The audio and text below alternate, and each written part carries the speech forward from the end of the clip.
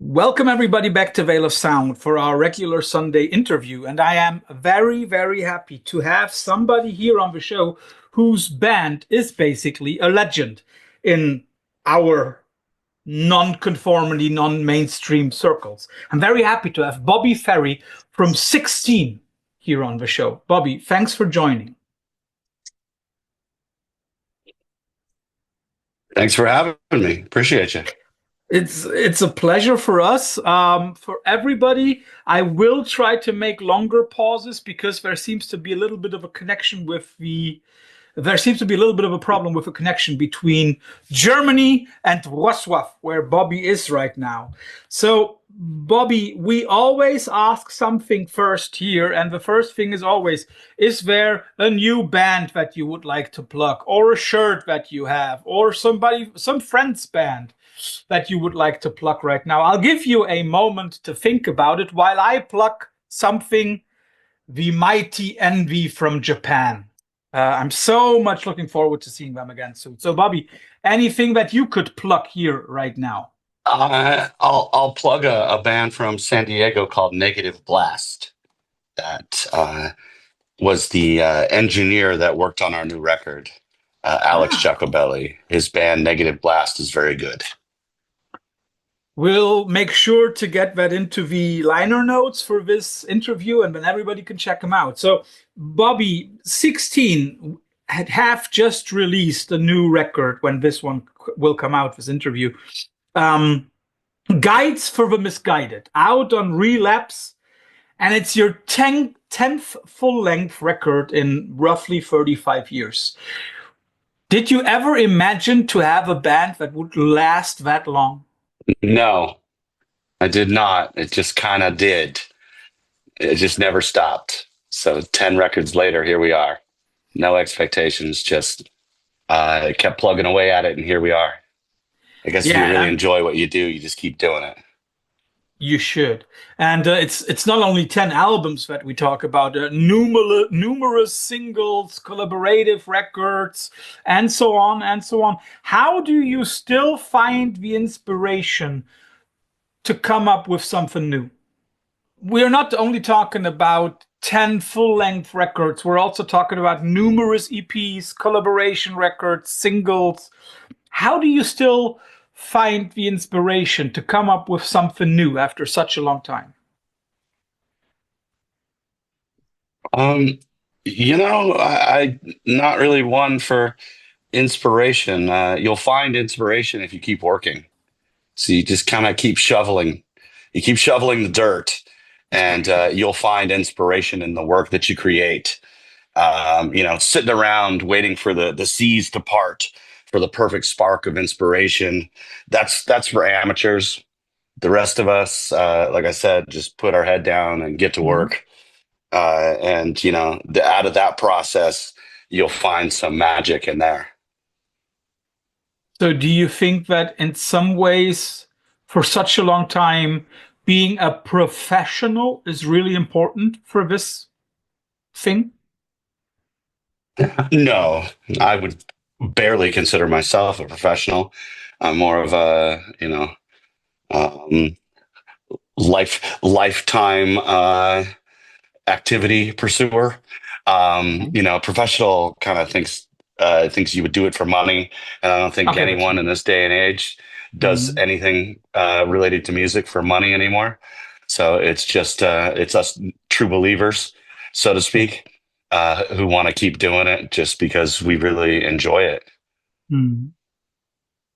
Would you also say that in some ways you said like you don't want to be a professional and you keep pursuing? Is that something that, the drive inside of you is what keeps all of this going? This, I just love what I do and I want to keep on doing it. Yeah, yeah, and I think there's like a kind of anti-nostalgia. Like I never want to look back on Mhm. what I've done. I'm never really happy with what I've done. It's always about new, pursuing it further and creating. That's really what it's all about. So, like if you start having nostalgia, then kind of what are you doing? It's all about the process that gets you to create new stuff.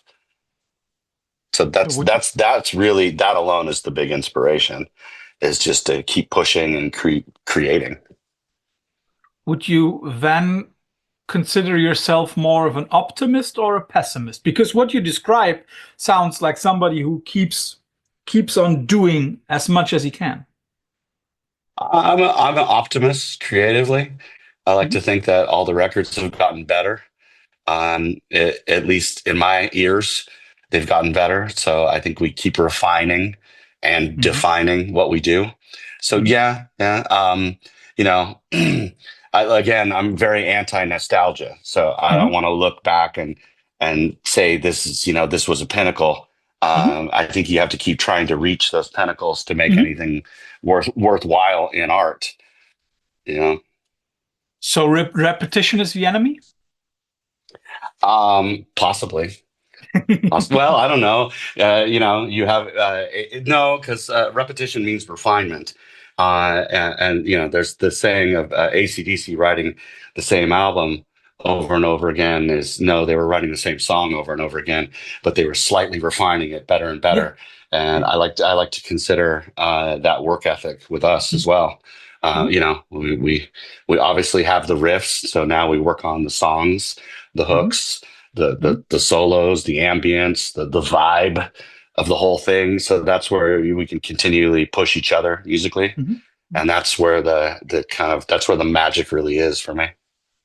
It's interesting that you talk about the vibe and the atmosphere and the ambience. Mm, would you be offended if I said that the new record sounds a little bit more Southern California than some of the previous ones?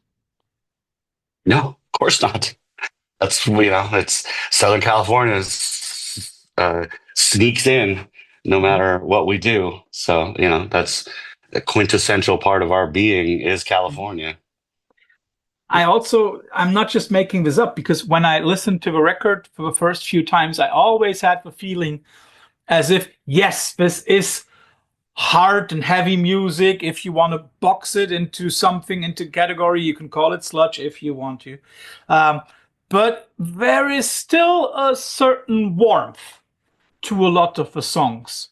Um, does that happen consciously or subconsciously? Probably subconsciously. It's we always have the goal of reinventing the wheel, and then it comes out sounding just like we sound 16. So if it's a happy accident, I'm there for it. Mhm. But would you understand that if I say there is a certain warmth to the songs? Yeah, yeah. There's a personal thing, and there's also a warmth to the production that we try to convey. We don't want a cold digital recording. Mhm. We want as much analog as possible, Mhm. as editing will allow, I should say. But yeah, we definitely have an analog warmth, and maybe that's Mhm. Southern California, 72 degrees at all Yeah. times, shining through.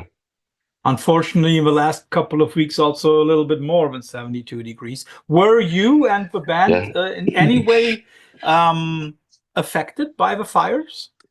No, we're in San Diego, so we're about 100 miles from it. But anywhere in California gets the fires.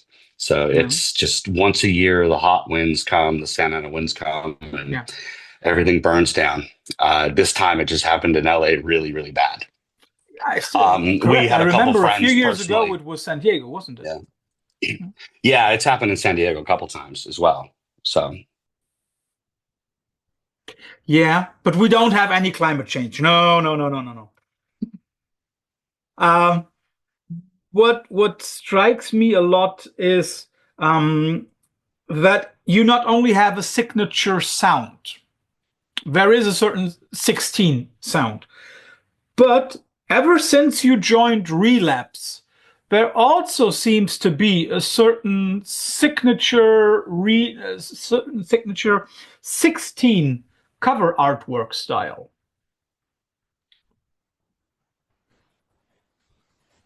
You're muted. can you hear me? Yes, I All do. right. I let the art kind of. I never really tell an artist what to do. Yeah. I provide all the songs, and let them get the aesthetic from the lyrics and from all of the music. And that's what we've done with Merrill. Yeah, Merrill was someone that we were playing in the Netherlands, and he just came up to us and said he wanted to do our artwork. And he sent me an email, and I was like, okay, that was it. And that's what we do with him. We send him the finished music and the lyrics, and he kind of creates the aesthetic. Mhm. So, and that's kind of what I've done all along. I'm a singer guitarist, not a graphic designer. So I like to leave certain parts to the experts, Mhm. Yeah, because understandable. if it was me, it would be how do they say, fucked up and photocopied. So that would be me. Old school. Yeah. What is always cool about your records is it is sludge. As I said, if we want to box it, there are parallels to other bands. So it has a certain sound that one quickly associates, but it's less swampy than other sludge bands. You've spoken about a certain way of production. Is a certain clarity on the production also important for you? It is. It is. I don't know if there's a hard science to it. We just kind of want to make the tones that we like, Mhm. and then that's the combination. Mhm. Um, but there's no need to gob things up with Mhm. tons of distortion and fuzz, Mhm. Mhm. uh, more than it is now. I think, and I think the pendulum swings both ways. So if we can kind of get it right in the middle and make us happy, then really that's all that's important. Mhm. It's also interesting because what strikes me often about your records is that there is a certain clarity and warmth and a good sound to the vocals. They are not always, but most of the time, well understandable and well audible. Is that and then when I read the lyrics for the new record, I had the feeling as if it was even more important because there are moments when I have a feeling as if you want to make sure that people get the message of what you're saying. Um, was that something intentional? Okay, I've got something to say. I want people to understand me. Um, Not as far as intention. It's just Hmm. like the intention is where we want the song to be. Hmm. What we call kind of want the song to be. So if there's nothing predetermined or set of, I want to say this, Hmm. I kind of just spill the paint and see where it lands. There was definitely some themes on the record, and I wanted to express those themes and have each song tell a little story, uh, be a lesson, if you will. But specifically regarding the clarity of the vocal production, it wasn't intentional. It was just what serves the song for us, Hmm. and where our heads are at collectively at the time of mixing and creating. Is so not a whole lot of intention there. Just I like to say a lot of happy accidents. Hmm. A lot of happy accidents. One might also say something similar about the momentary lineup of 16. It sounds as if everybody is in for it, not for the money, for it, for making good music. And you had a few lineup changes over the last couple of years. Would you say now we're at a point where, or maybe also already with the last record, where we are like clicking on all cylinders, where it's like the machine is running smoothly and well? Yeah, I think we've had a stable lineup for almost a decade now. Hmm. We lost a singer, but I slid into that. And then Alex Schuster was the lead guitarist and producer, and he kind of just naturally grew into that role as I naturally grew into the singing and rhythm guitar role. But I mean, 10 years or definitely more than seven of the exact same lineup Yeah. is pretty good in anyone's any band's lifetime. Yep. And I think that says too, we've been doing it a long time. So, in your 20s, you're just not that stable of a human being anyways. So people come and go Yeah. as transient you are at that stage of your life. But, we're in our 40s and 50s and we're stable. We got the Mhm. basics covered. We know how to pay our bills and feed ourselves and our families. And so we do this just out of sheer love. And nobody has to make money off of it, right? Yeah. Well, that's the thing. It's like it's a quote I like from Lydia Lunch. It's like, are you making art or are you making commerce? Um, and you're always going to want to make art Yes, you because should. the, You the should. mi- the yeah, the minute you make commerce, people see right through it, and then you're not going to make any money anyways. It's Yeah. it's the dichotomy of art. So your intentions with art have to be pretty clear. Mm. Yeah, I think it's very random that somebody can live off of his music and still make music that is not in any way a compromise. I would, the first person that would cross my mind in that connection would be Nick Cave, who really sees it as a job. But I mean, like, that's Nick Cave. Coming back to your lyrics, Yeah. there are some really cool ideas and also some interesting stories behind it. One of them is a real standout track, Blood Atonement Blues. Um, do you want to tell the story of, or do you want to tell the background of the story? Because I just love it and I think it would be cool to hear it from you. So Blood Atonement Blues, I think Alex brought the music, and lyrically it came like it's an epic song. We were driving through Utah, uh, and we had just played a gig in Salt Lake City. Salt Lake City is, for all intents and purposes, a theocracy with the Mormon Church. Yep. There's a lot of dark history behind it, but it's very beautiful and physically breathtaking. We drove to my uncle's house in Kanab, Utah, which is by Zion National Park, Mhm. and just That's had more on like the a couple south, isn't it? days. Yeah, Hmm. yeah, southern Utah. It kind of had a band vision quest of looking, and so I started reading. You're just overtaken by the physical beauty of it, Hmm. but it's built on some very bad men, like anywhere else in the world. Uh, However, the thing with Ervil LeBaron, they call him the Mormon Manson because he was a bit of a cult leader. Uh, Murderous cult leader who murdered his own family, his rivals, had other people murder for him. Yeah. The thing with that was, that wasn't 100 years ago. That was No. 30 years ago in the 1980s, or 35 years ago, 40 years ago. So I just thought that he's such a sinister cult leader who died in maximum security prison. Uh, did unspeakable things in the name of religion and did it in a really physically beautiful, breathtaking, serene, peaceful place. Yeah.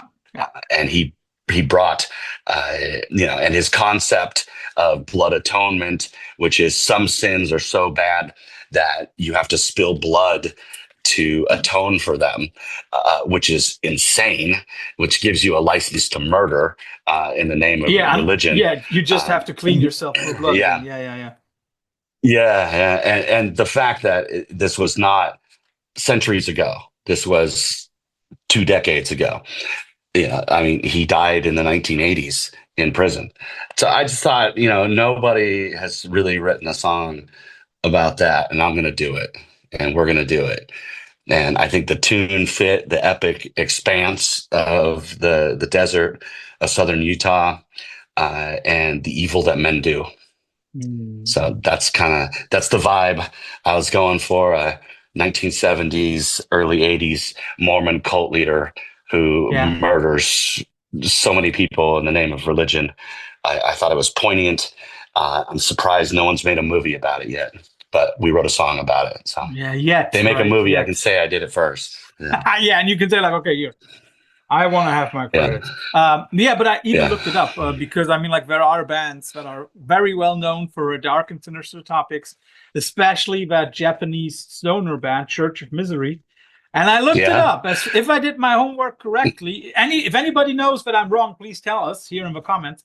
But as far as I've seen it, Church of Misery hasn't written a song about Orville LeBaron yet.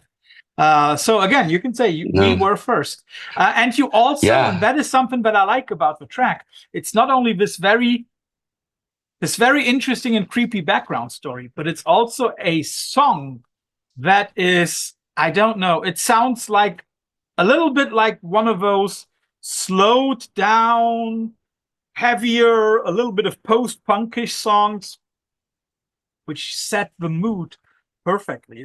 You said epic. It's also a very long track. Was that important for you? It's Not long to. for us. Yes, We tend to have songs that are about 4 minutes. I'm not a huge fan of 10-minute songs or anything like that. I believe that song might be 6 minutes. it is something like this. That's a that's a very long song for us, but I think it fits. I think every Mm-hmm. part is crucial. I think it's edited down to the bones of where it's effective. Mm-hmm. Uh, Again, I'm very happy with the way it turned out and the theme, the lyrics, the vibe, the riffs, the production. We're very proud of that song. Something that also shines through in a few of the songs is a clear criticism of institutionalized belief of churches. Also, of course, in a way, in the Orville LeBaron track, the Blood Atonement Blues. Um, Let me ask it this way. You probably don't have anything against people who believe, but you have something against institutionalized or a church as an institution, right?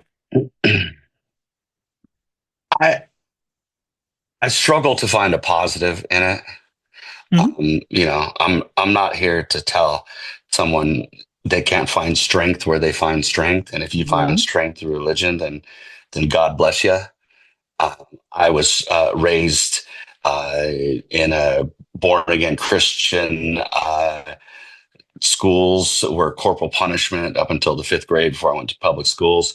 And I just didn't have that great of experience with it. So I don't use it as a source of strength.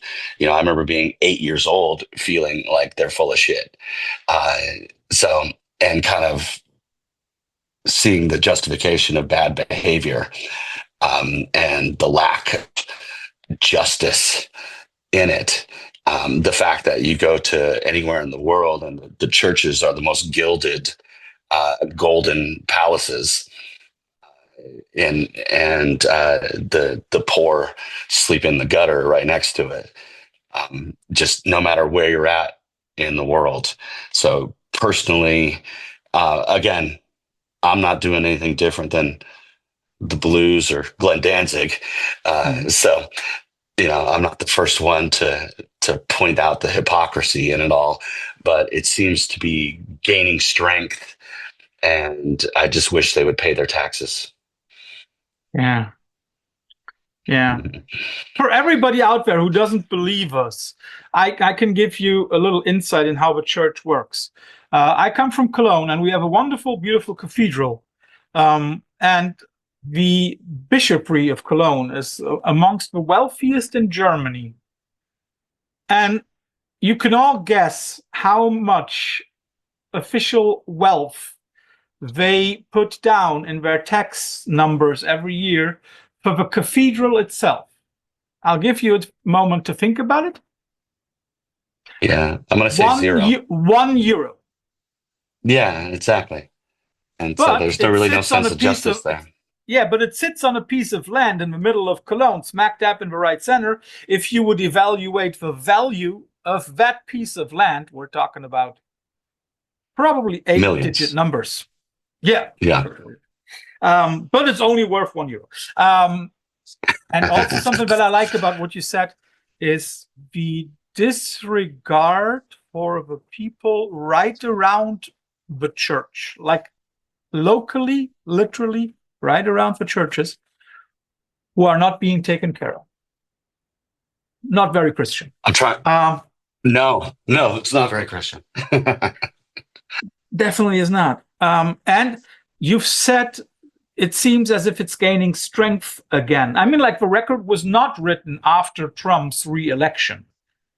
But would you say that No, now it fits even better to the times? unfortunately, yes.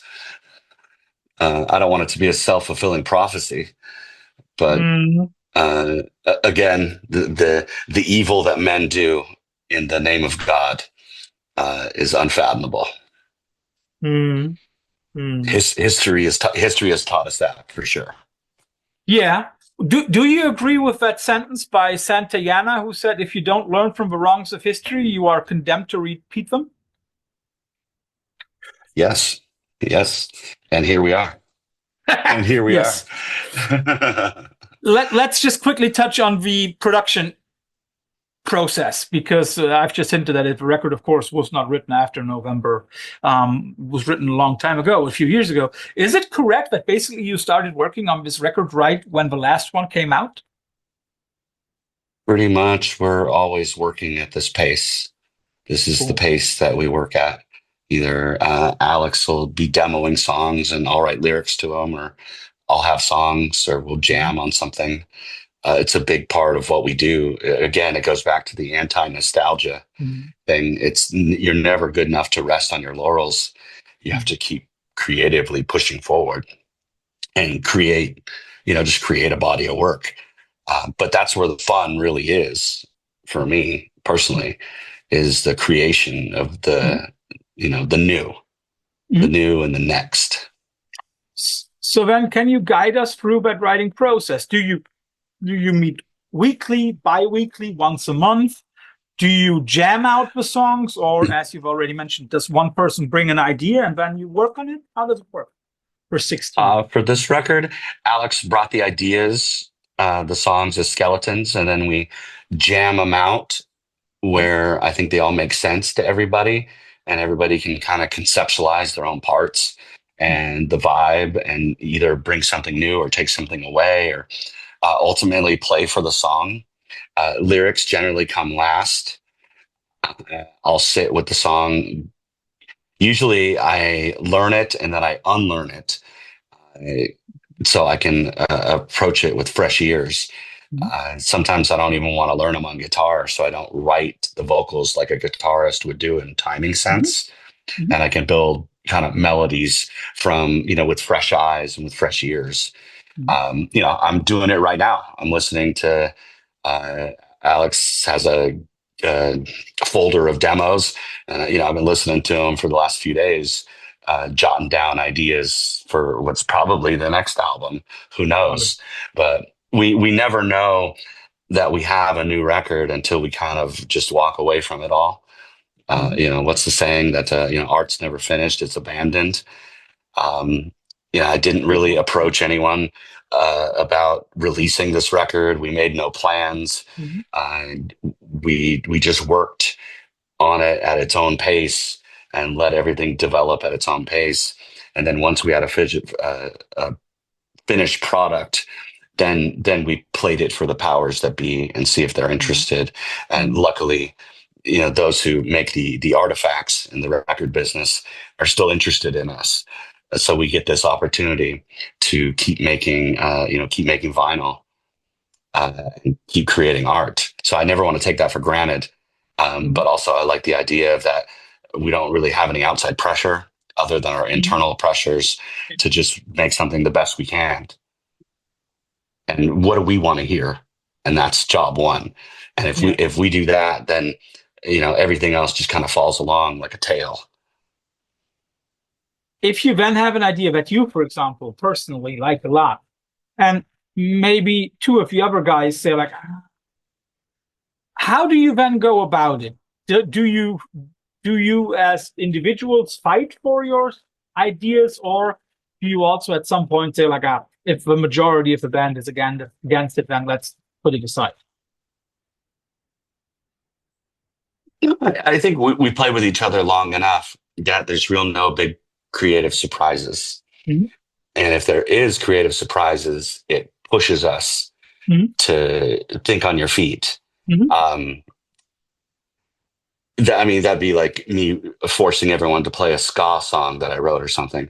It just probably won't happen. So I would think that, we're down for each other's ideas. Um, and also it's just a song, another thing about this band is not a cure for cancer.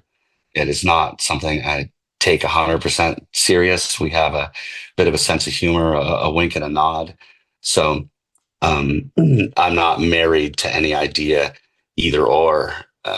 Sometimes songs sit in the can for 2 to 3 years and then we resurrect them and it's on a split and it's great.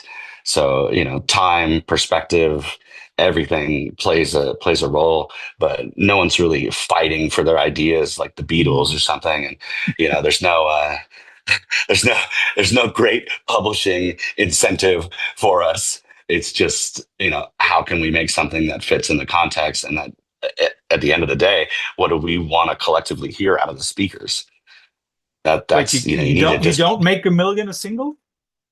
no, no. In fact, Yeah, negative a million, negative yeah. a million. Yeah. You've just hinted at and then some that sits on a split. You have done a lot of split records. If I counted it correctly, it's 9.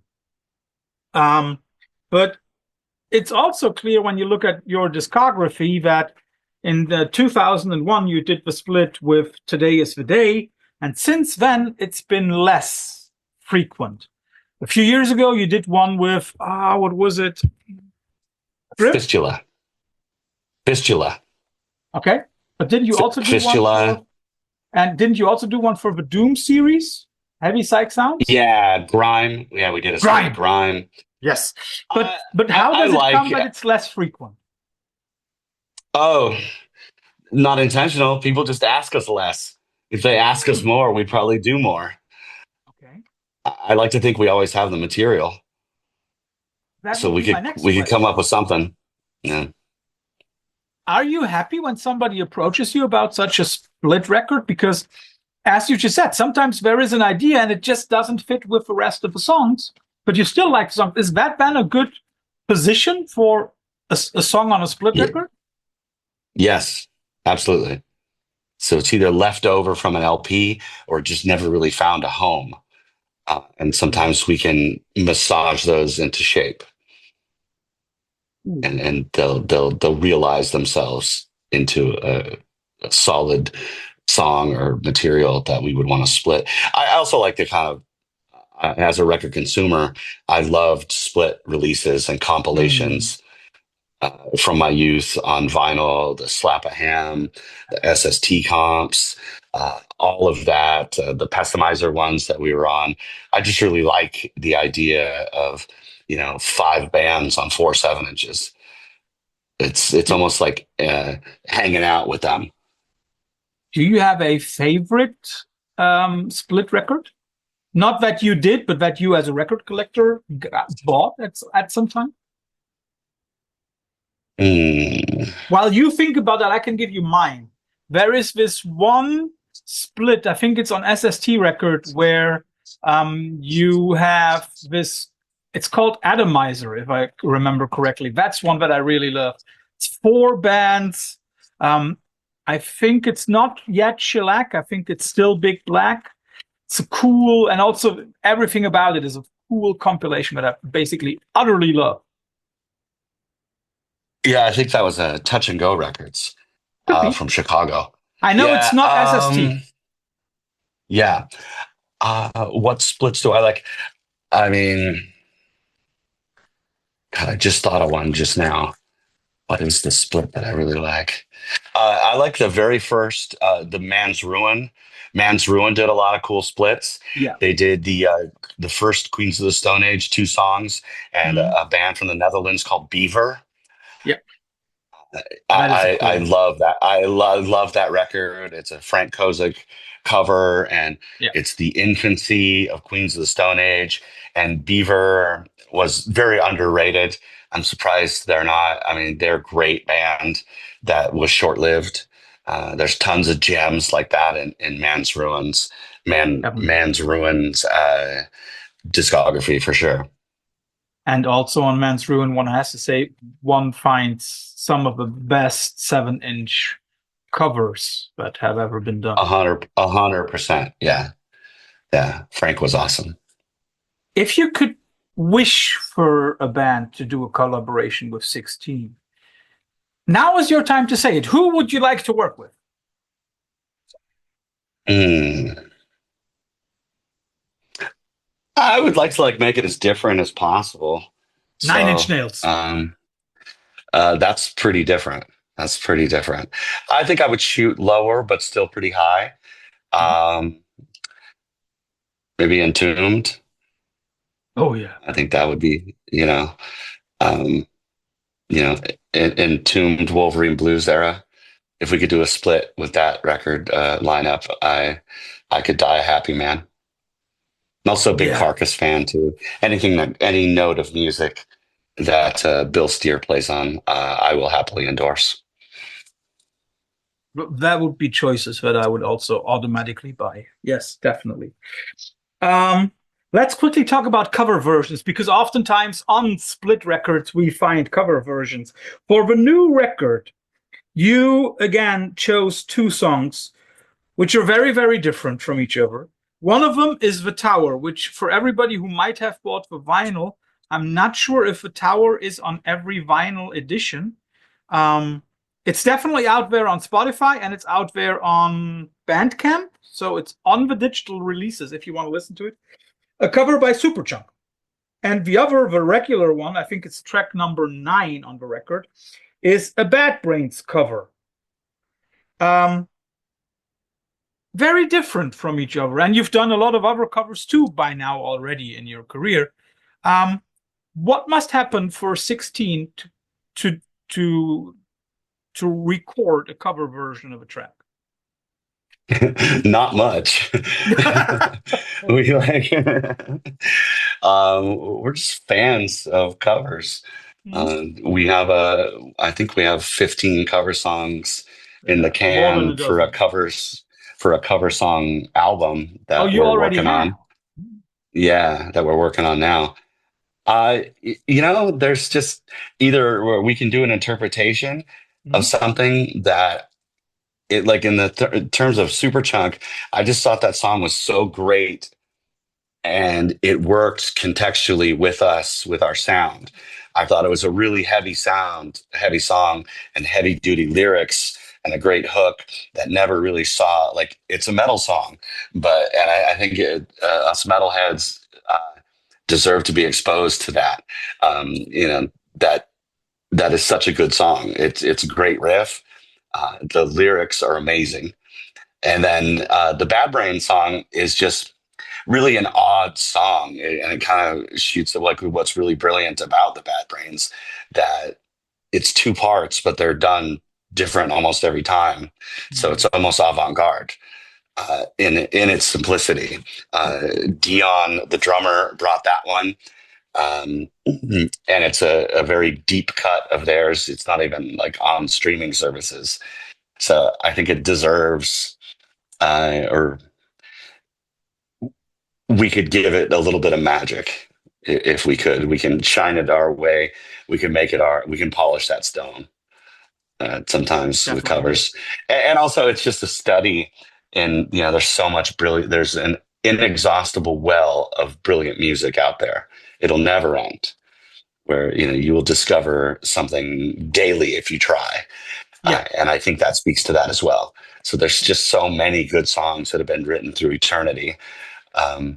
Just more dirt on the grave of rock and roll, I say.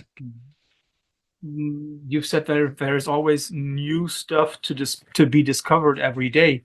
Are you then also one of those people, just like me? I have my own New Year's resolution. My resolution is one new record every day at the moment. So when we are recording this, 7th of February, I am still sticking to it. I have 40 records by now that I listen to, new records that I listen to in 2025. But are you one to keep on discovering new stuff? Yes, yes. and whether it's intentional or totally by accident, or a friend tells you about something, or you read about something, music is an inexhaustible well. Mhm. And then you start looking back to different eras and different scenes and different styles. It just never ends. It's a giant organizational chart. So basically, you give me food for two more questions.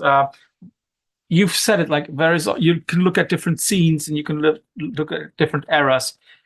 Your band doesn't fit to any era anymore because 35 years is in music not an era but a century. Uh, do you think you belong to a certain scene? Not precisely. Yeah, I mean, if there is a sludge scene, we're definitely one of the bands. yeah.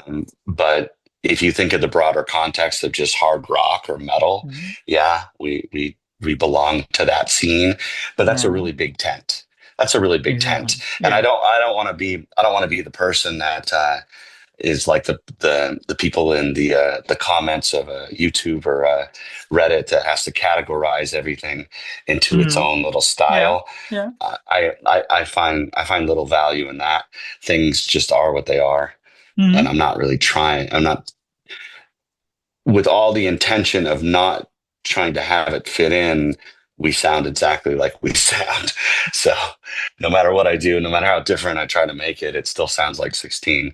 And that's a blessing when it's all said and done, because we've developed our own style and chemistry. Yeah. I also just wanted to say that, you know, uh, having your own sound and being able to differentiate or diversify that sound in the fourth decade of existence as a band, that is a blessing. But the other question Absolutely. that I have to ask, you said you like to consume new music. What was the last record or band that you discovered that really blew you away? Um, hmm. I like that death metal band, 200 Stab Wounds. Oh yeah, that's yeah. Uh, yeah, I like that. Um, I liked the Uncle Acid and the Deadbeats, that new one. Mhm. The soundtrack is very creative. I'm glad I listened to that yesterday. Um, who else? Listening to the last year's Black Crows record. I really Mhm. like. Um, I really like that Torn Arteries, the Carcass one from like 2 years ago. Mhm. I'm still listening to that. I like a band called Fuming Mouth. Mhm. They're very good as well. Very scary. So there's just so much Mhm. across the whole board.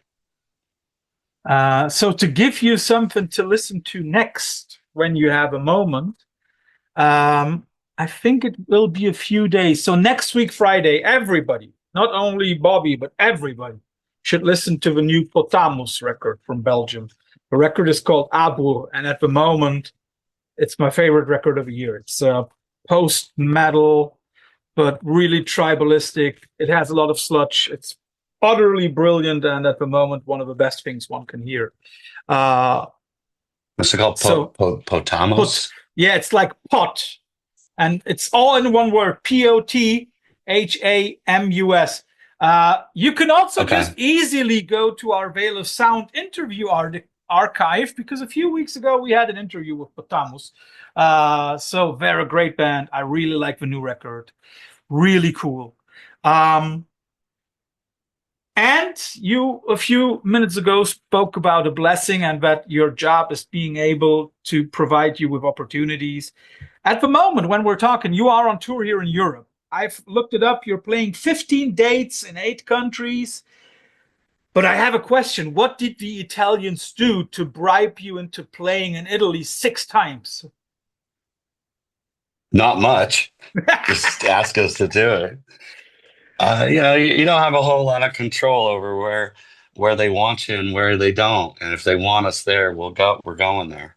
Yeah. So that's why we go to Italy 4 dates in a row. We have a Yeah. lot of friends there. Yeah. Yeah. Yeah, and there's also a good scene for the kind of music you make, right? There are a lot of people listening to good There sludge and is. heavy music. Yeah. Yes, and of course, there are a lot of good bands coming out of Italy that are similar in sound to what you do. For example, the almighty UFO Mammut. If Yeah. anybody needs to know that, that is an awesome band. Yeah. Yeah, I've seen that. So, Bobby, first of all, thanks for all the insight into the new record. But nobody leaves the Veil of Sound interview without having to go through the infamous quickfire round at the end. Um, so, I will always give you two alternatives, and you have to choose one of them and maybe give a short explanation. Um, One that I hope you have not been asked too often, but your name is just such a wonderful combination. So I'll give you Bobby McFerrin versus Brian Ferry. Brian Ferry. Roxy music all the way. Mm-hmm. All day. Slave to love. Come on. Yeah.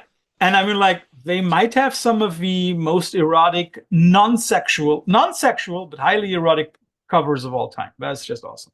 Yep. Um, As we have been talking about the Mormon Manson, I'll give you two places. Jonestown versus Waco. Which place would you rather visit or maybe even play in? I'm going with Jonestown. Mhm. Just out of sheer horror because they Yeah. did it to themselves. Waco, they were just burned up by somebody else, but Jonestown, they all knew what they were doing. I mean, it coined the phrase "drinking the Kool-Aid." So Yeah. Yeah. that got dark. Yeah. They got really dark. They That definitely got did. dark. ISIS versus Old Man Gloom.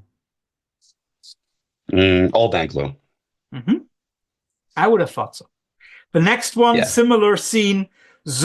I don't know how to pronounce it. Zuzobra versus Caven. Cave In. Mhm. Until Your Heart Stops. Love that record. I'll always Yeah. love that record. Knut from Switzerland versus Cavity.